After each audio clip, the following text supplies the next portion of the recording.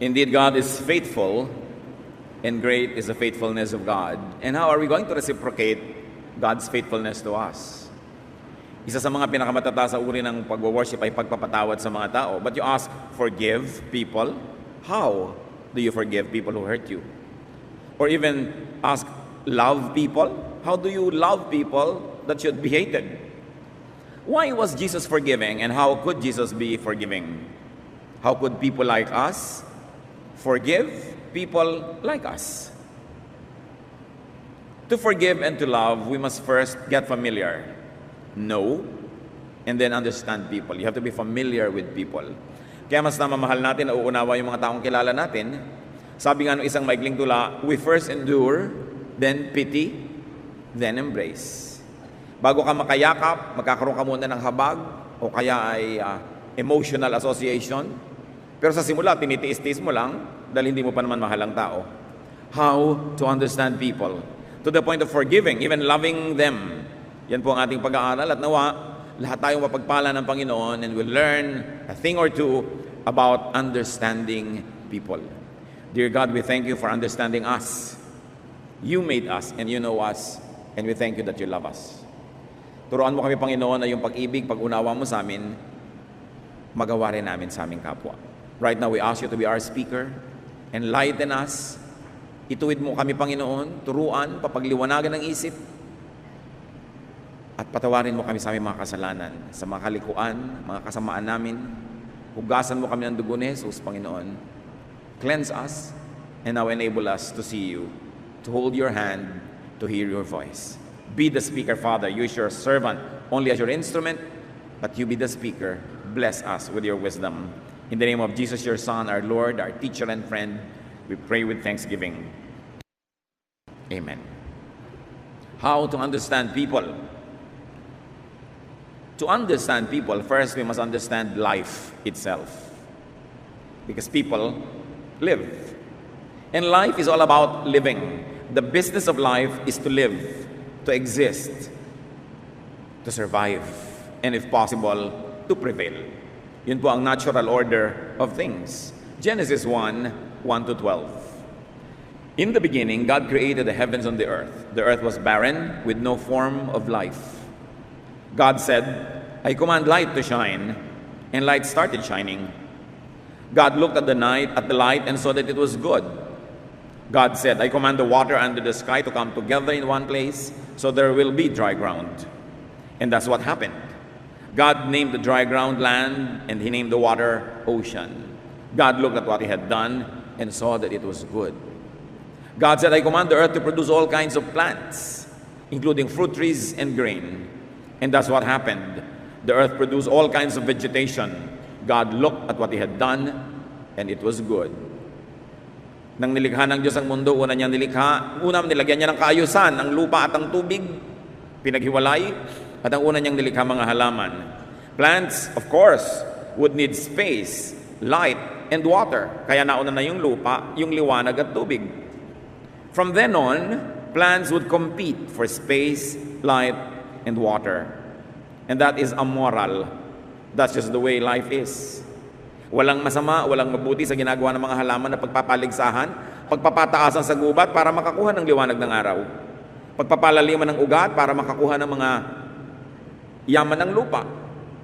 Pagpapalawak ng mga sanga para walang tumubo sa ilalim niya, para wala siyang kakompetensya. Kung paano nagpapakatayog ang isang puno at ginangapangan naman siya ng baging, kinakapitan ng mga dapo para sila ay mabuhay, walang masama't mabuti. There is nothing moral or immoral about that. The issue of life is amoral. And we understand plants.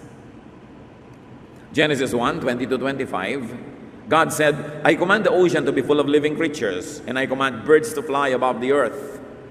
So God made the giant sea monsters and all the living creatures that swim in the ocean. He also made every kind of bird. God looked at what he had done, and it was good.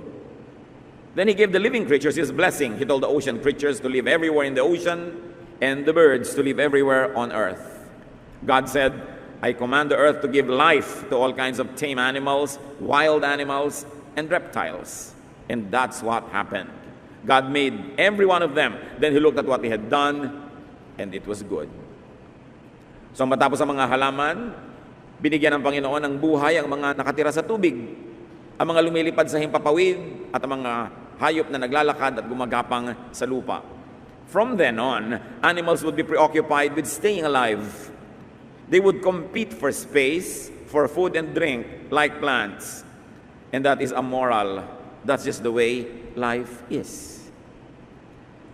So kung yung mga hayop man ay naglalaban-labanan, nag-aagawan sila sa kakainin nilang damo, gumagawa sila ng paraan para mabuhay, we don't judge them as immoral.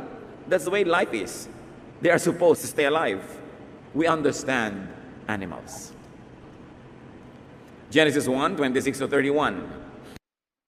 God said, "Now we will make humans, and they will be like us. We will let them rule the fish, the birds, and all other living creatures." So God created humans to be like himself. He made men and women. God gave them his blessing and said, "Have a lot of children. Fill the earth with people and bring it under your control. Rule over the fish in the ocean and birds in the sky and every animal on the earth. I have provided all kinds of fruit and grain for you to eat, and I have given the green plants as food for everything else that breathes. This will be food for animals, both wild and tame, and for birds." God looked at what he had done. All of it was very good. Now, tao naman ang nilikha. At binigyan ng utos, magpakarami kayo, dahil dadalawa pa lang sila nun. Konti pa lang sila. So magparami kayo, at kayo ang mamahala sa lahat ng nilikha. How do you understand humans? We have to understand that life on the planet is about the balance needed to sustain it. Ecological balance, many people call it. Kanya-kanyang lugar, kanya-kanyang pagkain, kanya-kanyang papel sa buhay. At dahil ang buhay ay buhay, life is about birth. Dapat maipanganak. Kasi hindi ka naman magsisimulang mabuhay kung hindi ka maipapanganak. Birth muna para magka-life, para tuloy ang buhay.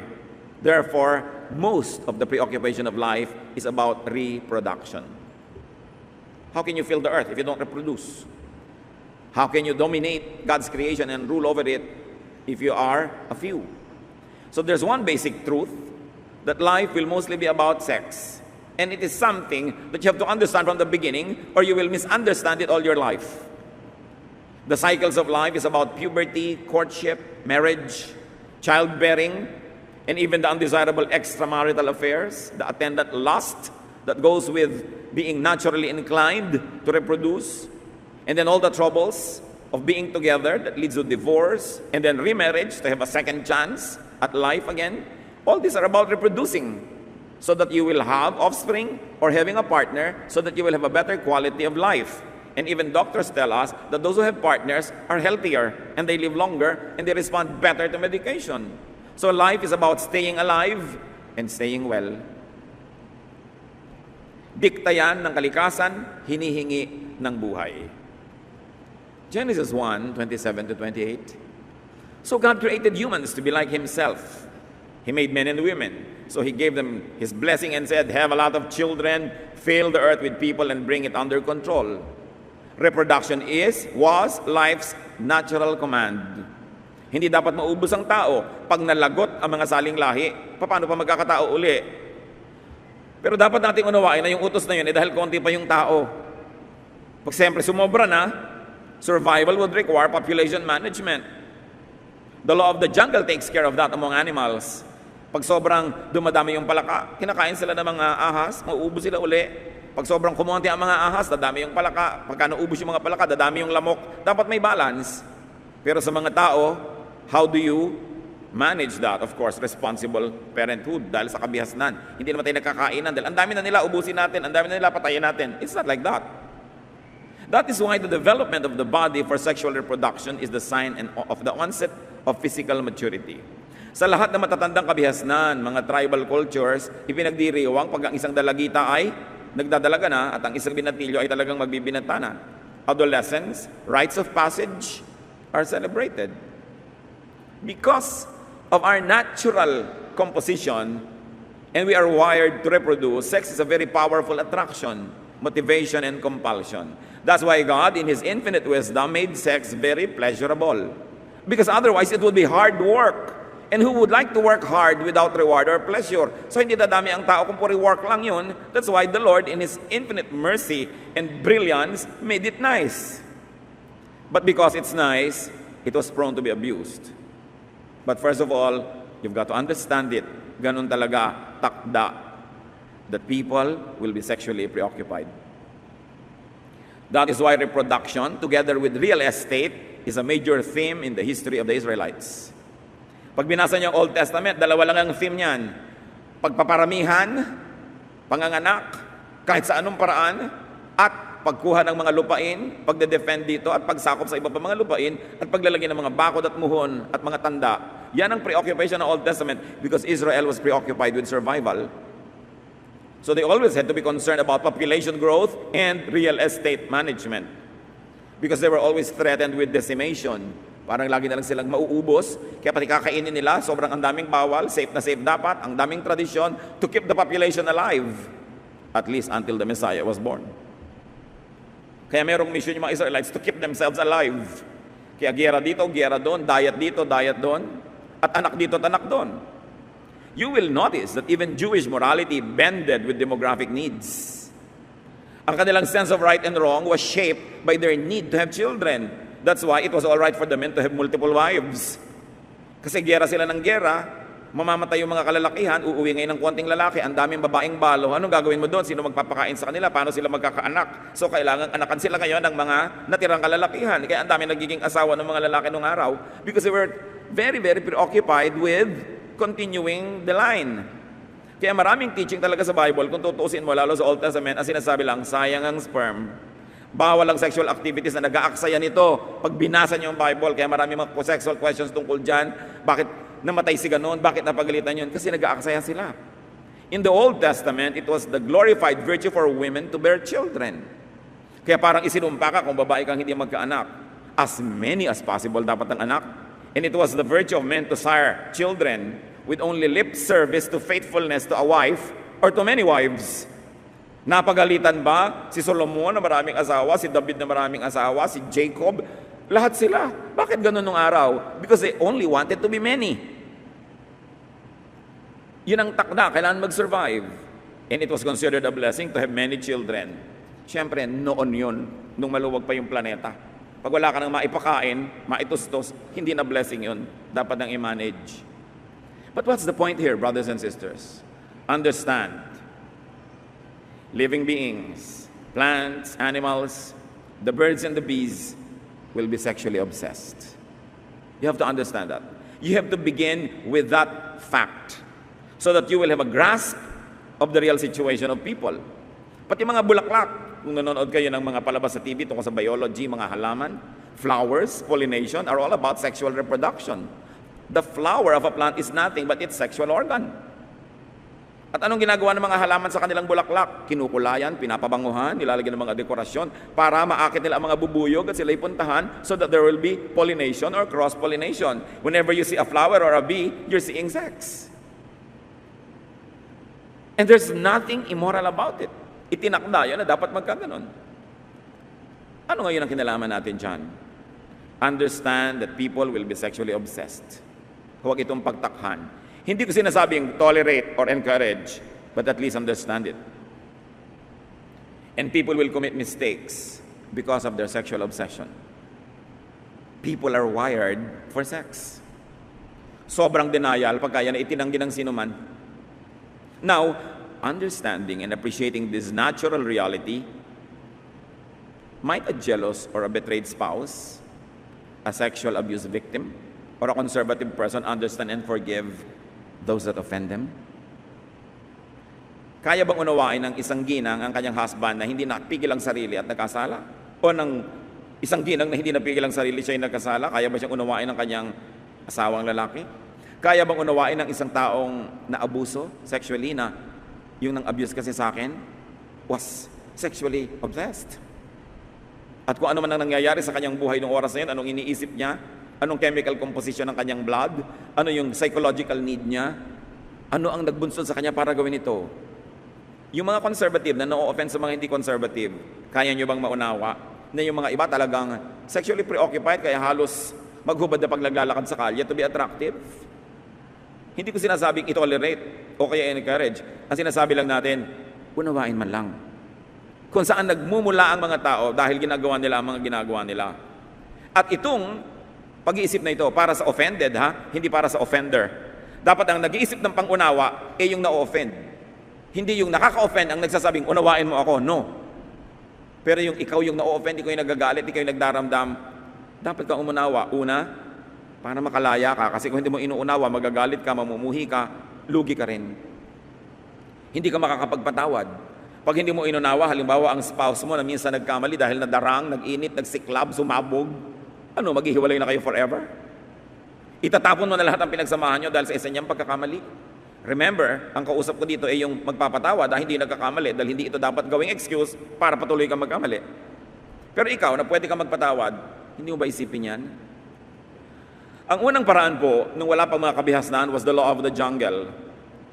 Base animalistic nature. Kaya nagkaroon ng civilization.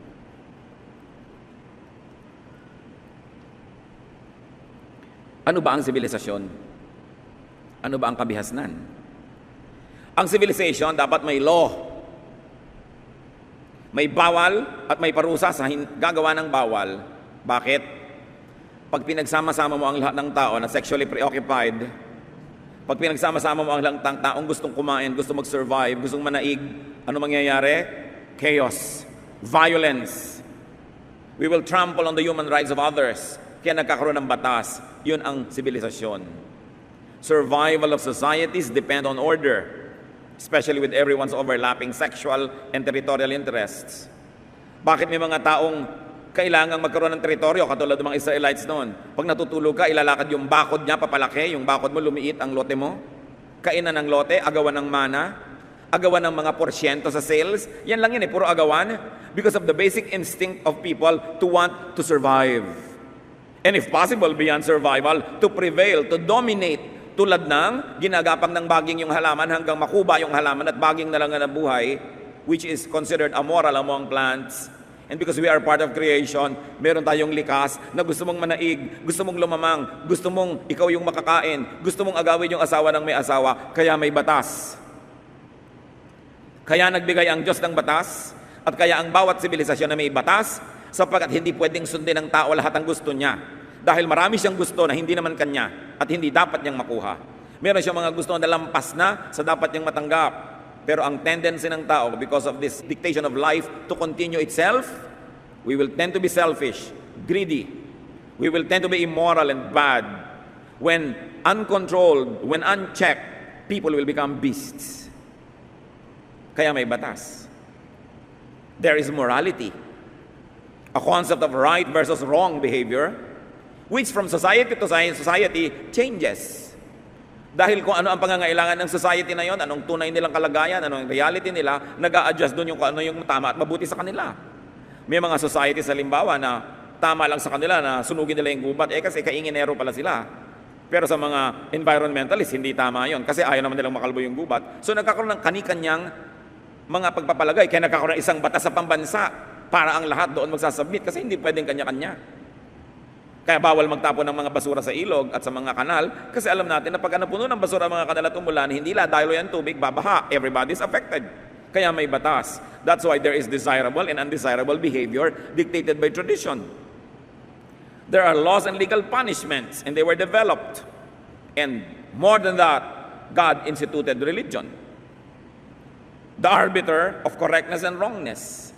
That's why the Lord appointed prophets and priests to arbitrate and to tell people what is right and what is wrong. Not that because people need to be told, because they know anyway, but because people would like to do what's wrong because it will give them more benefit. That's why it has to be controlled. Katulad na lang ng sobrang sexual appetite, Exodus 20 verse 14, isa sa mga 10 commandments, be faithful in marriage. So hindi mo pwedeng sabing, kasi nag-iinit ang aking damdamin, may apoy sa aking kandungan, busan mo ng tubig. Hindi pwedeng may apoy sa aking kandungan tapos paglalagablabin mo hanggang buong barangay nagsiklab. May batas ang Diyos tungkol dyan. Hindi pwedeng sinusunod ang lahat ng likas. Kasi dadali niyan tayo sa gulo. Exodus 20:17, Another commandment, do not want anything that belongs to someone else. Don't want anyone's wife or husband. So yes, heaven wired you to want to reproduce, to want to have sexual pleasure, but there are limits. So those who are married are limited to their partners. And those who are single should not mess with those who are married, because those married people should be limited to their partners also. So ngayon pinagbabalanse mo yung natural, yung likas, yung biological, at yung spiritual, yung tama, yung mabuti. May remedy naman, because people nga are sexually designed to be active. 1 Corinthians 7:9, sabi ni Paul, if you don't have enough self-control, then go ahead and get married. After all, it is better to marry than to burn with desire. So sabi ni Paul, also, meron kayong mga desires, pues mag-asawa. Ano ba yung unsaid? That everything is honorable in the marriage bed. Na dapat lahat ng siklab, apoy, init, lagablab, gawin nyo within marriage, and it's acceptable, even honorable. But outside of that, the law of God and the laws of most lands prohibit it. So marriage, yung ginawa sa Bible na solution sa gulo.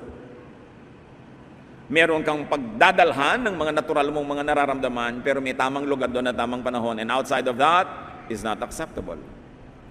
To establish order, behavior has been controlled by the temple and by the palace, by the church and by the state. Kaya may mga bawal na legal at bawal din na moral, and usually governments and churches agree on what is wrong and what is right for a certain culture or a certain country. Traditions and social punishments were glorified. Kasi magulo pag walang ganon.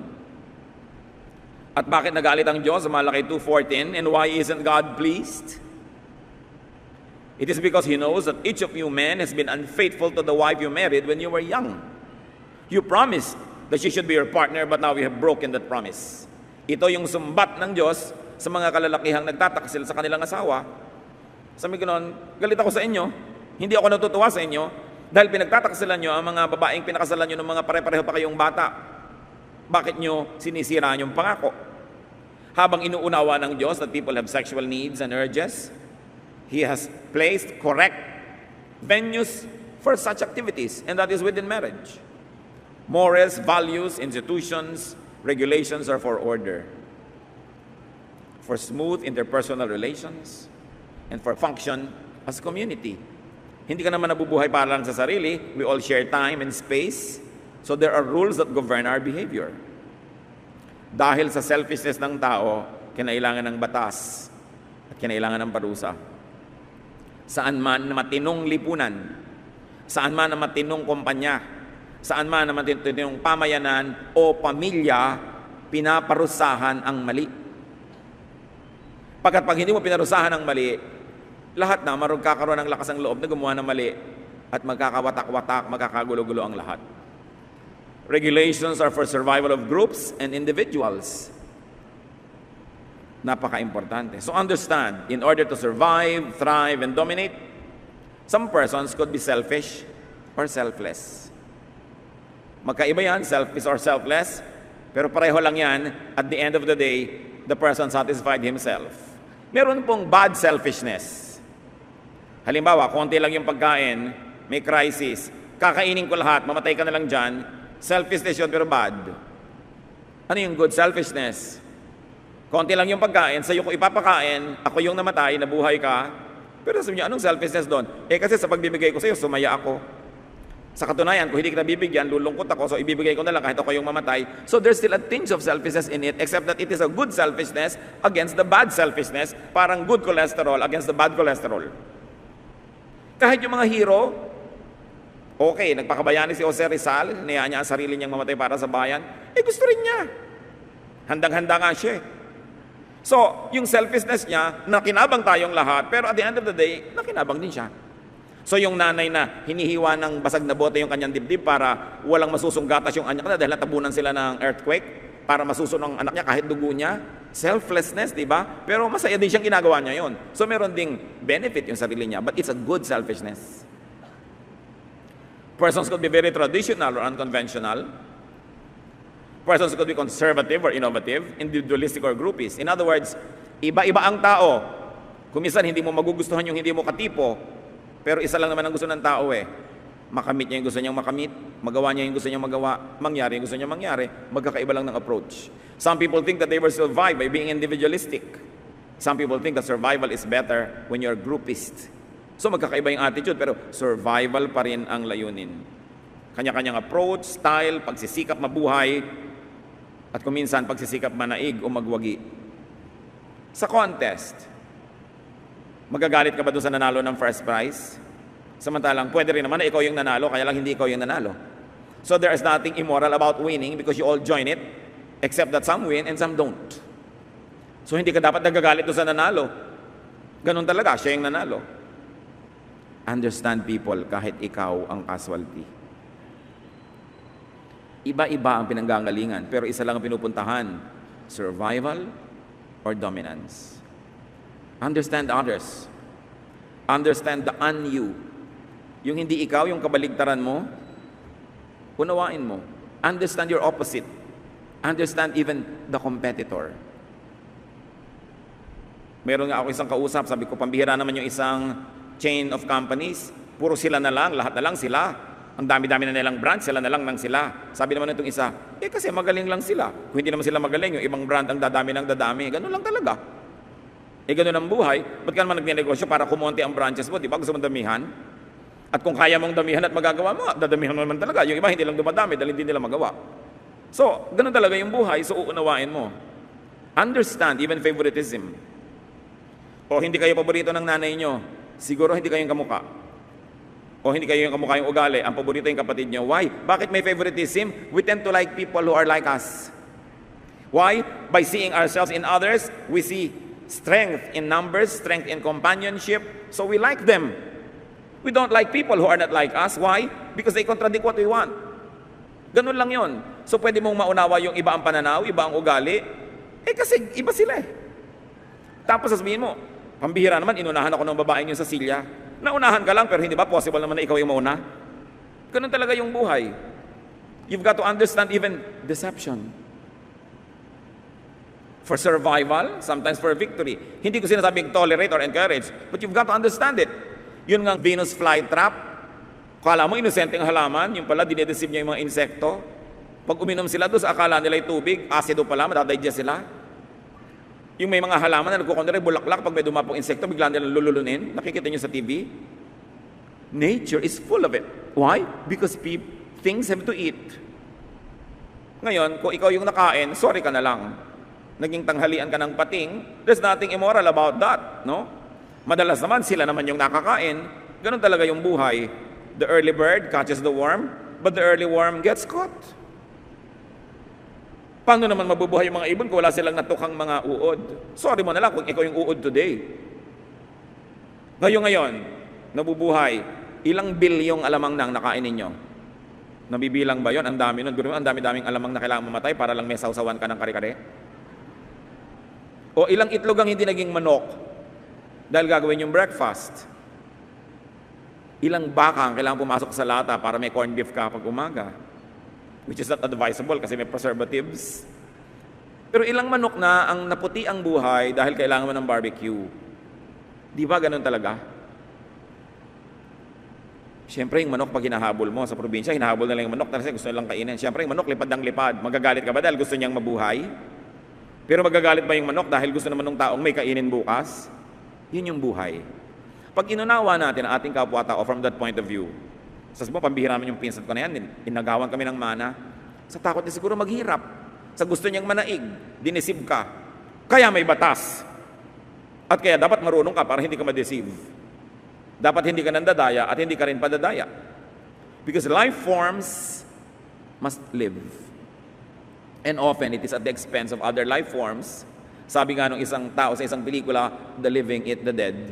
The only reason why you are living now is because there's so many creatures who died because you wanted to eat them. Agawan. Kaya mo bang unawain ang agawan kahit ikaw yung nawalan? Ang taas nito mga kapatid ang pinag-uusapan natin. Kasi ang taas na ng spirito mo, pag naagawan ka na, naunawa mo pa yung agaw. At may mga taong ganon, na-snatchan, tapos napaupo, ano yung kawawa naman? Sino ikaw? Hindi siya. Bakit naman kailangan pa niya mang-snatch? Maunawain. Naiintindihan niya kailangan mabuhay yung tao.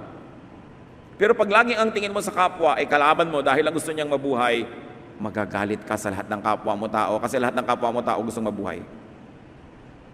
Magagalit ka doon sa na-promote sa office. Yan kasi sip-sip, na-promote tuloy. Kasi ganito. Siyempre, ikaw ba ayaw mo ma-promote? At sa lagay, wala siyang gagawin para hindi siya ma-promote. Natural lang yun. Kaya may the best person win. Ganun lang yun. Walang personalan. Now, use this to understand, not to seek to be understood. Do not use this as an excuse to be uncivilized. But when people are uncivilized to you, at least understand them. Sasabihin mo, kasi tao. Kasi marami nagtatanong lagi sa akin sa tagal-tagal ko ng pastor, mga kapatid, na 3 dekada, Pastor, paano po ba nagpapatawad? Hindi ko talaga magawa. Hindi ka nakakapagpatawad kasi hindi mo inuunawa. Pag naunawaan mo na, doon ka lang nagpapatawad. Kaya ang mga magulang, madali magpatawad. Kung minsan hindi pa nga nagkakasala yung anak, napapatawad na. Bakit? Kasi kilala nila yung anak at inuunawa nila. Bakit po bayolente yung anak nyo tapos napang-asawa ko siya? Alam mo kasi iha nung bata yan, nabagok. Nadagan na ng tren ang ulo niya. So, dahil nauunawaan mo siya, napapatawad mo. Bakit po ang damot-damot ng anak nyo?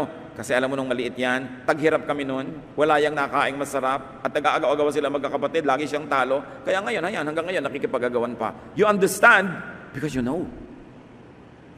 Hindi ko sinasabi mga kapatid na mag-tolerate tayo at gawin nating masamang ugali natin. Pero pag may taong masamang ugali, hindi nyo mapatawad, subukan nyo unawain muna. Bakit siya ganun?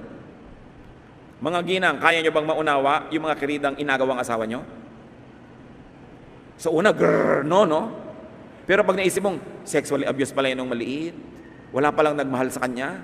Kaya nung makita niya ang asawa mo, sabi niya, mahalin mo ako para sa lahat ng hindi nagmahal sa akin.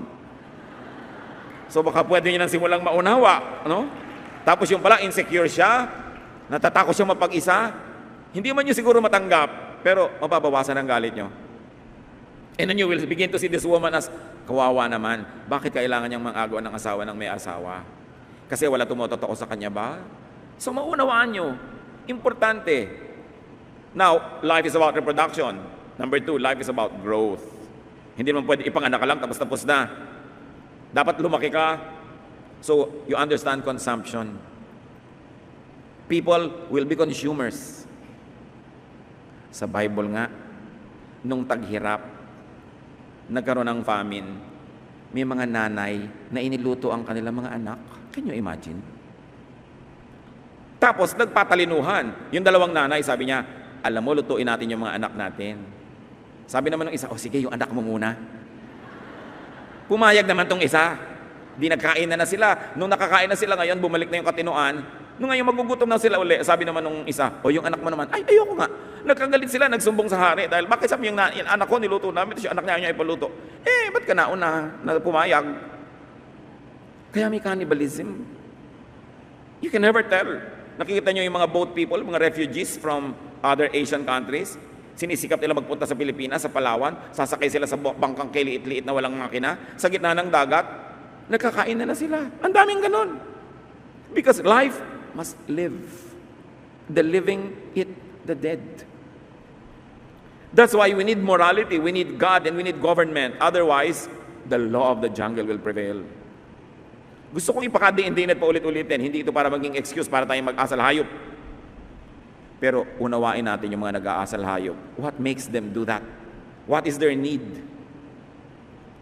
Ano ba ang kanilang genes? Ano ba ang mga uri ng dugo ang nananalaytay sa kanilang mga ugat? Ano ba ang kanilang blood type? Ano ang body type? Ano ang childhood nila?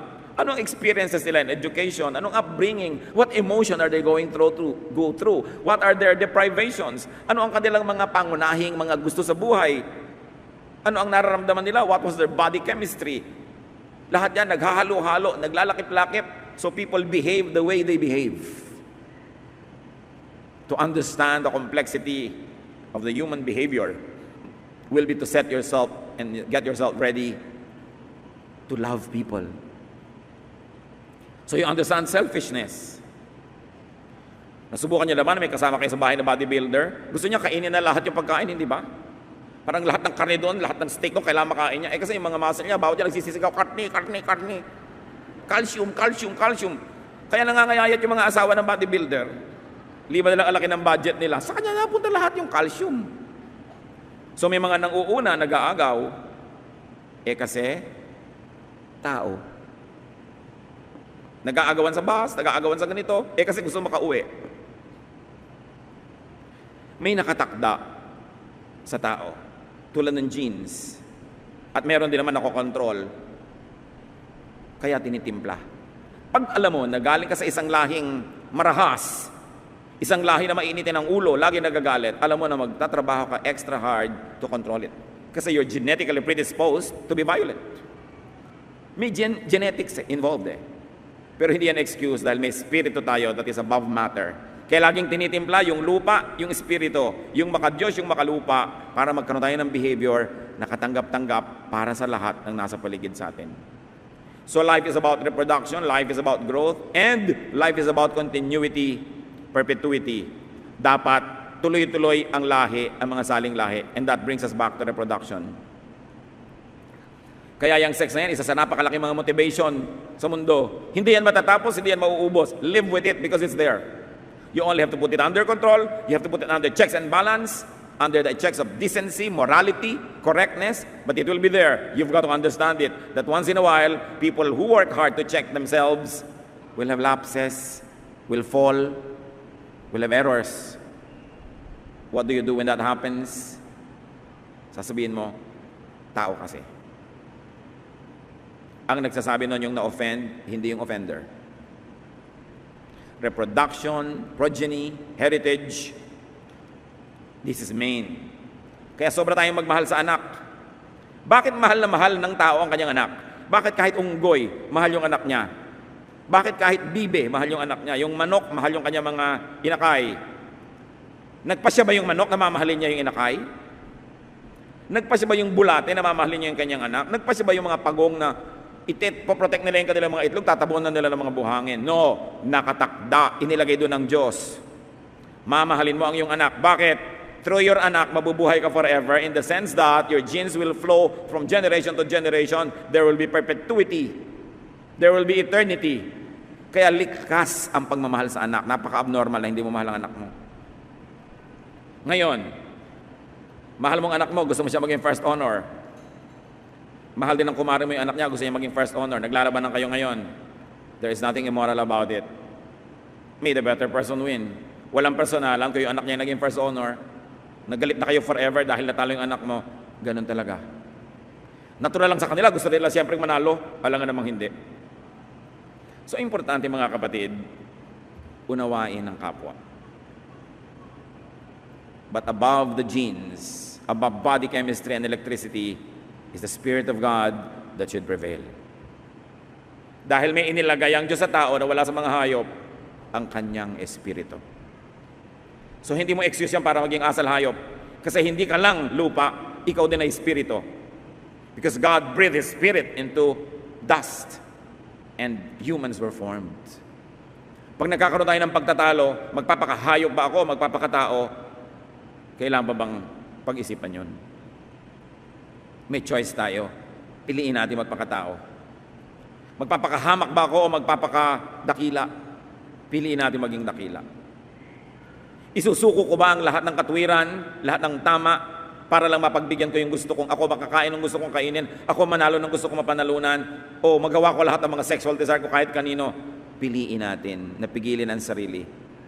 Dahil bunga ng Espiritu ang pagpipigil sa sarili. Ang mga hayop hindi nagpipigil sa sarili. Ang mga aso nagsisex kahit sa plaza, kahit sa elevator o escalator. Pero hindi tayo hayop. Tao tayo. Dapat tayo ay pinamamahalaan ng decency, morality, nobility of character, because we should not offend the Spirit of God that resides in our bodies. Yun ang batas sa sarili. Ang batas mo sa iba, to understand, to forgive, and to love even those that offend and victimize us. To do that, we need to understand life, the composition, needs, and the point of view of the other person.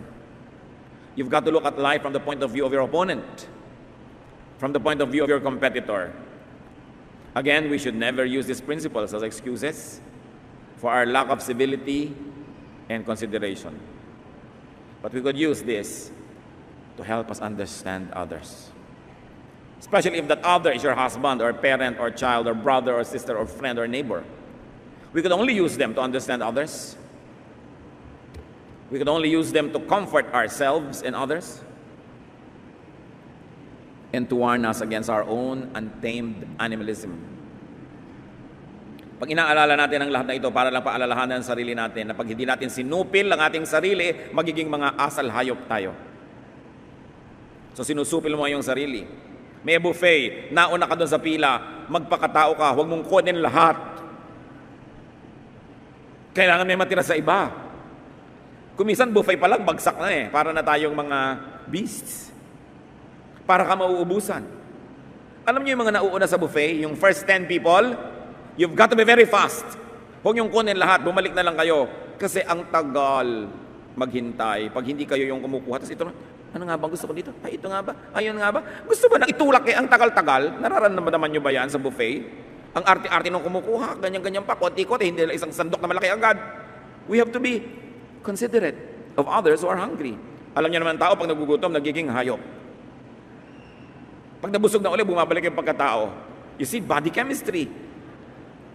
So be generous and understanding of others. Be self-controlled and strict with yourself. 1 Peter 5:8. Be self-controlled and alert. Your enemy, the devil, prowls around like a roaring lion, looking for someone to devour. So understand your competitor, your opponent, your assailant, your aggressor, your offender.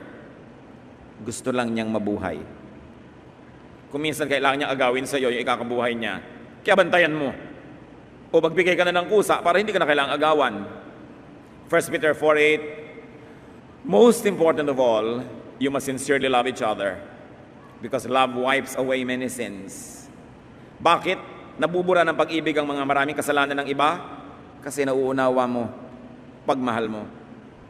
Nagpapatawad ka at ganun ang pagpapatawad ng Diyos. Bakit tayo pinapatawad ng Diyos? Kasi naunawaan niya tayo. Psalm 103:13-14. Just as parents are kind to their children, the Lord is kind to all who worship Him because He knows we are made of dust. Alam ng Diyos, may component tayo na lupa lang.